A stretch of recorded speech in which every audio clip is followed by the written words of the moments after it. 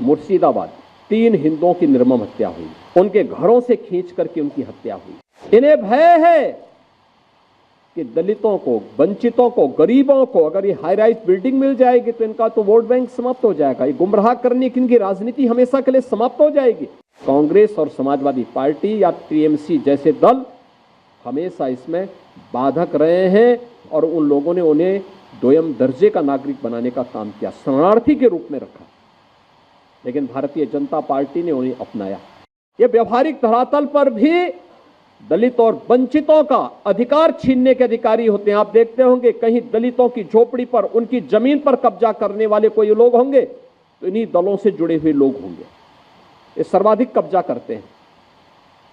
और ठीक बात है कि सरकार का डंडा है, सरकार उनको ठीक भी करती है, दुरुस्त भी करती है कि जिससे वे लोग गरीबों की, वंचितों की जमीनों पर कब्जा न कर सके।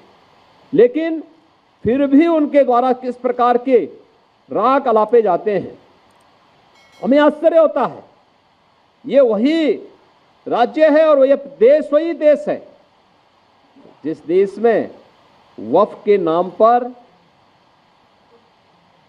लाखों एकड़ लैंड कब्जे की गई है। और उनके पास कोई कागज नहीं, कोई राजस्व रिकॉर्ड नहीं, और राजस्व रिकॉर्ड नहीं तो सभी को वापस लेने की कार्रवाई, जब ये संशोधन विधेयक संसद में पारित हुआ है और अब इस पर कार्रवाई हो रही है, तो इसके लिए हिंसा भड़काई जा रही है। हिंसा में आपने देखा होगा कब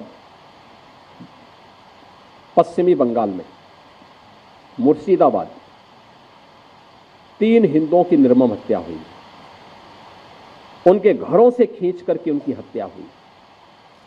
और ये सब कौन है? ये सभी वही दलित हैं, वही वंचित हैं, वही गरीब हिंदू हैं जिसको इस जमीन का सर्वाधिक लाभ मिलने वाला है, सर्वाधिक लाभ मिलने वाला है। ये लैंड राजस्व के रिकॉर्ड में फिर से आएगी तो एक गरीब भी हाई राइज बिल्डिंग का, मल्टी स्टोरी बिल्डिंग का लाभ उठा पाएगा, उसको भी वहां अच्छे फ्लैट सरकार बना करके उपलब्ध करवा देगी। इन्हें भय है कि दलितों को, वंचितों को, गरीबों को अगर ये हाई राइज बिल्डिंग मिल जाएगी तो इनका तो वोट बैंक समाप्त हो जाएगा, ये गुमराह करने की इनकी राजनीति हमेशा के लिए समाप्त हो जाएगी।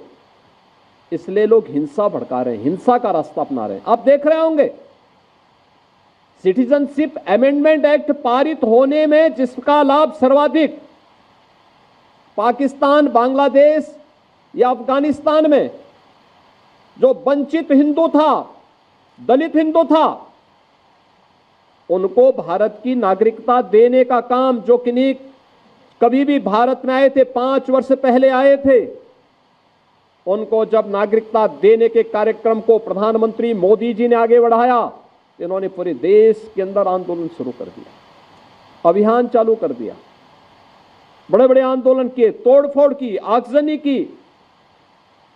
लेकिन सरकार ने भी दृढ़ता के साथ उसका सामना किया और सामना करते हुए आज इस नागरिकता देने का कार्यक्रम प्रारंभ किया है। कहां जाएगा? पाकिस्तान में, बांग्लादेश में पीड़ित हिंदू कहां जाएगा?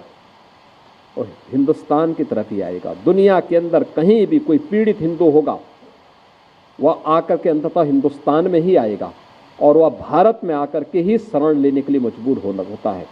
लेकिन कांग्रेस और समाजवादी पार्टी या टीएमसी जैसे दल हमेशा इसमें बाधक रहे हैं और उन लोगों ने उन्हें दोयम दर्जे का नागरिक बनाने का काम किया, शरणार्थी के रूप में रखा।